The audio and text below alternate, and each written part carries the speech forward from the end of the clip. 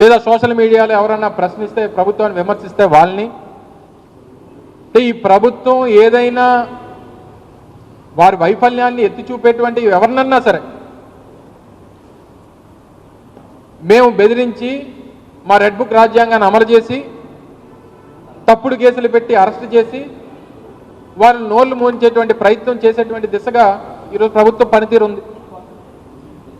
So ప్రభుత్వం వారి తాలూకా పని మీద శ్రద్ధ లేనప్పుడు, ఇచ్చినటువంటి మాట నిలబెట్టుకునేటువంటి పరిస్థితులు లేనప్పుడే ఇలాంటి పరిస్థితులకి వారు దిగజారుతారు.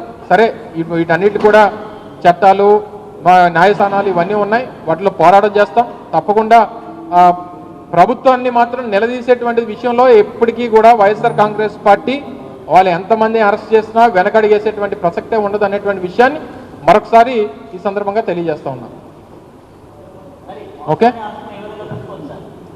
చెప్తున్నాగా మళ్ళీ సేమ్ ఇందాక చెప్పినట్టుగా ప్రభుత్వాన్ని, సో వారు ఏదో మాట్లాడారని గత ప్రభుత్వాన్ని గతంలో అధికారం ఉన్నప్పుడు లేదా అధికారం పోయిన తర్వాత తెలుగుదేశం పార్టీని విమర్శించారని చెప్పి ఆయన మీద కేసులు పెట్టారు.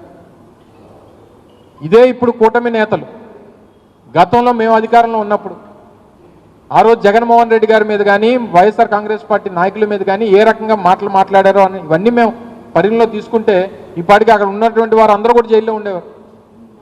సో ఇవి కాదు, ప్రభుత్వంలో మీరు అధికారం ప్రజలు ఇచ్చిన తర్వాత మీరు శ్రద్ధ పెట్టాల్సింది పరిపాలన మీద, ప్రజలకు ఇచ్చినటువంటి హామీల మీద. సో వీటిని ప్రశ్నించేటువంటి పరిస్థితి వచ్చినప్పుడు వారి మీద ఈ రకమైనటువంటి చర్యలు తీసుకునేటువంటి కార్యక్రమాలు, కక్ష సాధింపు చర్యలు ఇవన్నీ జరుగుతూ ఉంటాయి.